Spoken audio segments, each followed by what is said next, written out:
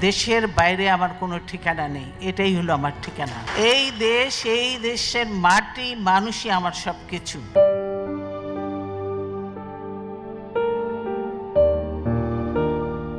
বেগম খালেদা জিয়া নামটির সঙ্গে জড়িয়ে আছে বাংলাদেশের রাজনীতির উত্থান পতনের গল্প। তবে নামটি আজ শুধুই স্মৃতি, তার প্রয়াণে যেন থমকে গেছে সময়।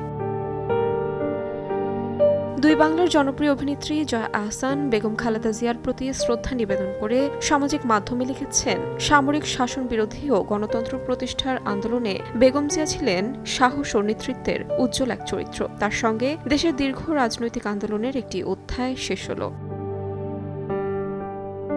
অভিনেত্রী, নির্মাতা ও সঙ্গীত শিল্পী মেহের আফরোজ শাওন আপসহীন এই নেত্রীকে বাংলাদেশের ইতিহাসের গুরুত্বপূর্ণ অধ্যায় হিসেবে স্মরণ করে 1991 থেকে 1996 সালের শাসনামলের সফল নেতৃত্বের কথা তুলে ধরেন এবং তার বিদেহী আত্মার মাগফিরাত কামনা করেন।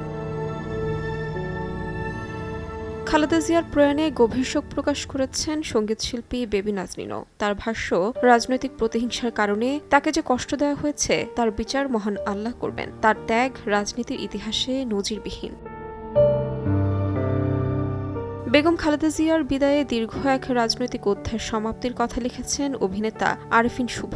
অন্যদিকে চিত্রনায়িকা পরিমণির ভাষ্য, তিনি চলে গেলেন কিন্তু এভাবেই থেকে গেলেন এই মানচিত্রে। এছাড়াও শাকিব খান, জেমস, অপু বিশ্বাস, শবনম বুবলী, সিয়াম আহমেদ সহ ছবি অঙ্কনের বহু তারকা ও নির্মাতা সামাজিক মাধ্যমে গভীর শোক প্রকাশ করেছেন।